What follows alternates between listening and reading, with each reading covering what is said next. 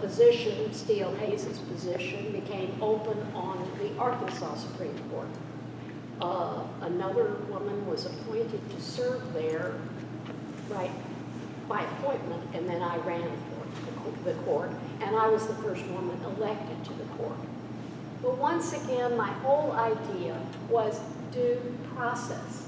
I want everyone to have a fair shake, to be heard, so that now, not only was I telling the people in the courtroom why I ruled a certain way, and I would go through it and explain why I got there and how I got there, and that this wasn't just because I felt bad that day. And then I did the same in written opinions. So then this ballot issue comes along. I write emails to every state legislator, in both houses, in the House and the Senate, and I urge them to take the rulemaking out of it, because I come from the court side, okay?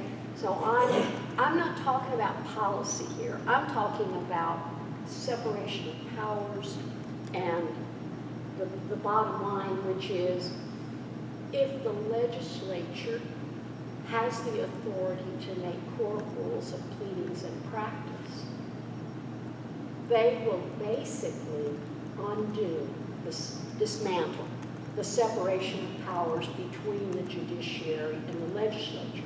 And it will make the legislature have total control over the judiciary, which is total anathema to the checks and balances we have created so that no branch can have absolute power. They have the power of the purse, and they have the power to make substantive law. Now, on this particular matter, our court, and I was on the court at the time, told them in their first legislation in 2003, it was called the Civil Justice Act, misnomer, but neither here nor there, that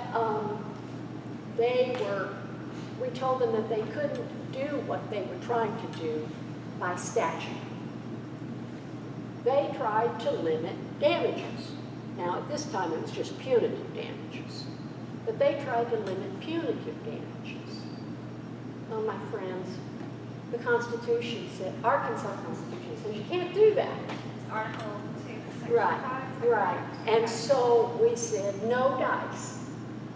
Well, when they speak, and I've debated them, when they speak, they talk about how we just ruled, willy-nilly about things, and we also decided what was a rule and what wasn't a rule, and they were trying to change certain things that were first court common law, which is court-made law, which they don't make, and people don't understand that there is common law.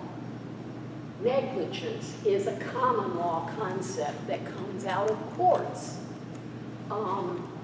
So, without getting into too, I've got to share with you, I get real serious about this. And so if I'm lecturing, forgive me. It's just, I've been in too many positions of feeling so responsible for people's lives and their children and all this that I kind of get passionate, but I get like my mama. I start lecturing. I completely relate. I probably get in trouble for that too. So Yeah, okay. so I'm trying to overcome the lecture mode. But what I'm sharing with you is they did not understand that if they want to change those, if they want to make different policies, meaning different substantive law, some of it has to go to the people, constitutional amendment. But the other point is that the court has taken the position, even before Amendment 8, which was in 2001, which was a whole new judicial article that gave the Supreme Court the total authority, exclusive authority, to make court rules of pleadings and practice. Well, why? because we had had a tug of war, as Brad mentioned, on what was procedure and what was substantive law for several years. And the court had always taken the position, at least in recent years, that under our inherent judicial authority under the Constitution, we made the rules of practice and procedure, and we were supreme in that. Well, Amendment 80 basically put that to bed and said, yes, you're right. Well, they don't like that because they don't agree with the Supreme Court's decision, and I sometimes call myself as if I'm still on the court, but they don't agree with that decision. They don't agree with that interpretation, so they want to make all rules. We've always taken the position in the past that the judiciary was supreme in procedure making. Well, why do we take that position? It's very simple. The making of court rules is a deliberative, careful process that is not designed to benefit any one party.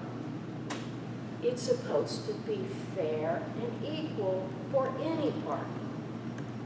So the deliberative process goes up through committees that people are appointed by the Supreme Court, but it's composed of plaintiffs' lawyers, composed of defense lawyers, composed of appellate lawyers, composed of transaction lawyers as well as litigators.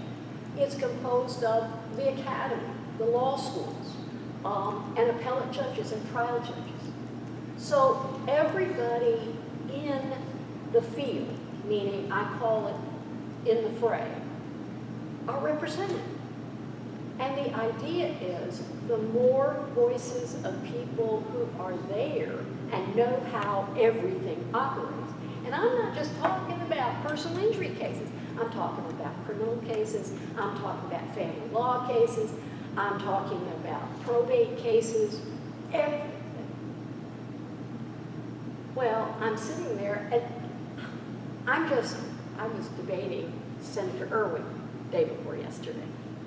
And it was a very interesting debate because I told her, I said, wait a minute, your legislature, when Amendment 80 was adopted by the people of Arkansas, the legislature came back because we had to do all this cleanup stuff and basically implemented by statute and admitted that we had inherent judicial authority even before Amendment 80.